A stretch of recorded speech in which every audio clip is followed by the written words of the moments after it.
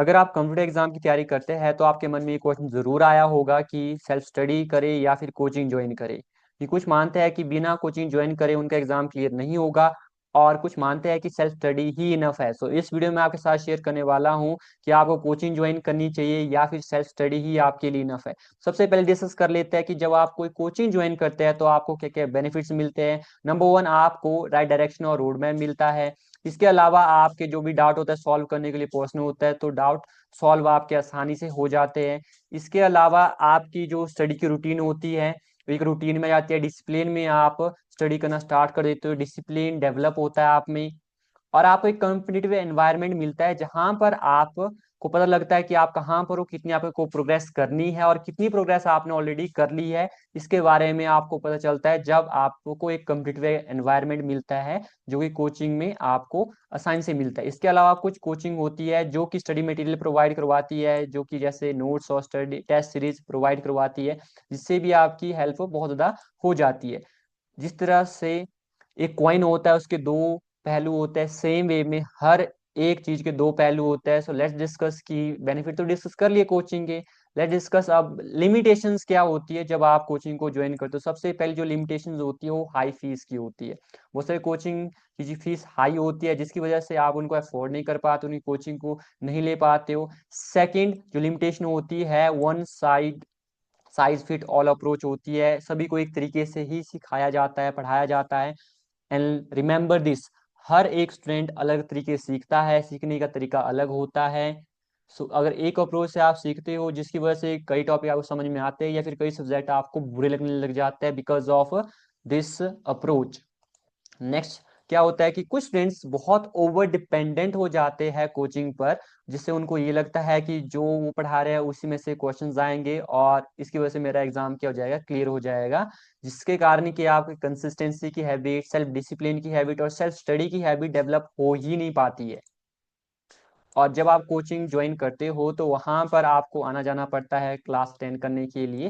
सो आपका टाइम भी कंज्यूम वहां पर बहुत ज्यादा होता है। इसके अलावा कोई दूसरा पर्सन है उसी टाइम को यूज करके जो आप ट्रेवल में स्पेंड करते हो, वो दूसरा पर्सन जो स्टडी कर रहा है, सेल्फ स्टडी कर रहा है, उसमें अपने जो भी स्टडी मटेरियल होता है उसको जल्दी से कवर अप कर सकता है एज कम्पेयर टू उस पर्सन के जो कोचिंग में जा रहा है, ज्यादा टाइम उसका टाइम भी लग रहा है।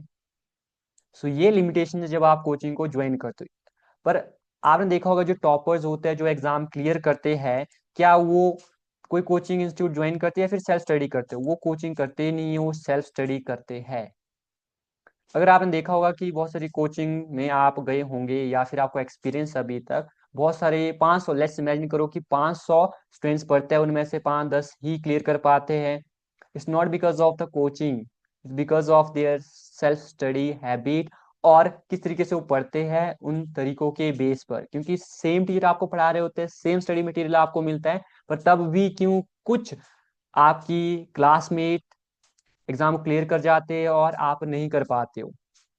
Let's understand step by step this कि ऐसा क्यों होता है। तो जो फोकस होता है टॉपर्स का वो रिवीजन पर ज्यादा करते हैं, प्रैक्टिस करते हैं, और उसके बाद वो देखते हैं, एनालाइज करते हैं कौन सा टॉपिक उनका वीक है और कौन सा टॉपिक उनका स्ट्रांग है। इसके अलावा वो ये भी देखते हैं कि जो उनके पढ़ने के तरीके हैं उनमें क्या चेंजेस करने हैं जिसकी वजह से उनको और अच्छे रिजल्ट मिल सके। क्योंकि अगर आप एक ही तरीके से सेम काम करते रहोगे तो आपको सेम ही रिजल्ट मिलेंगे। अगर आपको नया रिजल्ट चाहिए तो तरीके चेंज करने पड़ेंगे so that you can get new result. So वो एनालाइज करते रहते हैं कि आप एनालाइज करते हो। नेक्स्ट स्टडी, जब आप सेल्फ स्टडी करते हो तो उसके बेनिफिट्स क्या क्या होते हैं।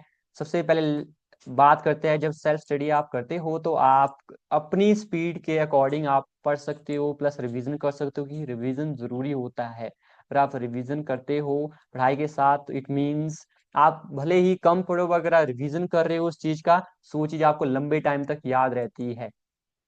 जो आप सेल्फ स्टडी करते हो कॉन्सेप्ट आपके क्लियर होते हैं क्योंकि आप समझ रहे होते हो उनको, और दूसरी इन्फॉर्मेशन के साथ आप कनेक्ट करके जब खुद सेल्फ स्टडी करते हो तो वो कॉन्सेप्ट आपको ज्यादा अच्छे से समझ में आते हैं।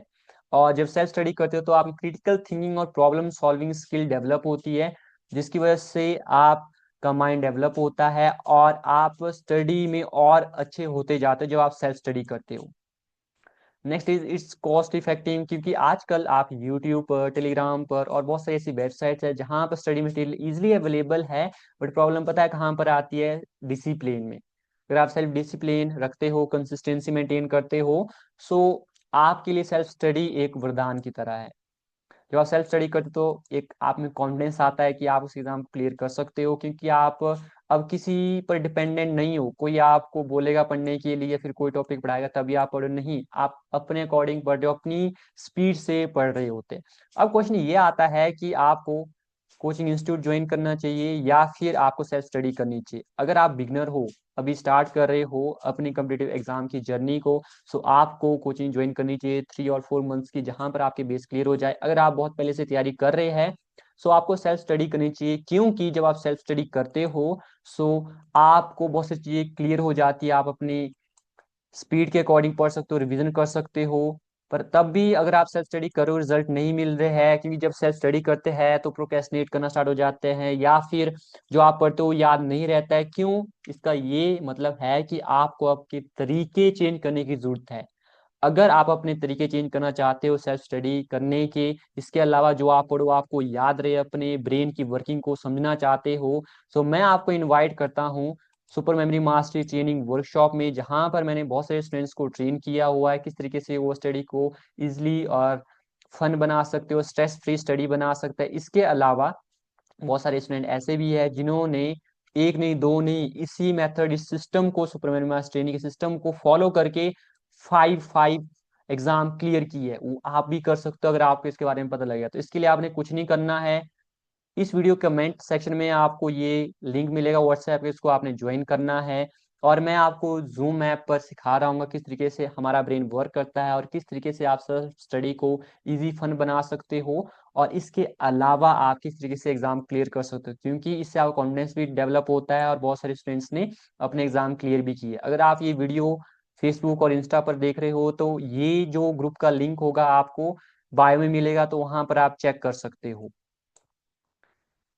लेट मी टेल यू, अगर आप रियली सीरियस हो, अभी तक वीडियो देख रहे हो, it means you are really serious. और मैं मिलूंगा आपको लाइव क्लास में, जहां पर मैं शेयर कर रहा हूँ किस तरीके से हमारा ब्रेन वर्क करता है और किस तरीके से आप जो पढ़ो वो आपको लंबे टाइम तक याद रहे और आप अपने एग्जाम को क्लियर करो, और जो आपको रिजल्ट चाहिए, जितने आपको मार्क्स चाहिए, वो मार्क्स आप अपनी स्टडी में आसानी से ला सको।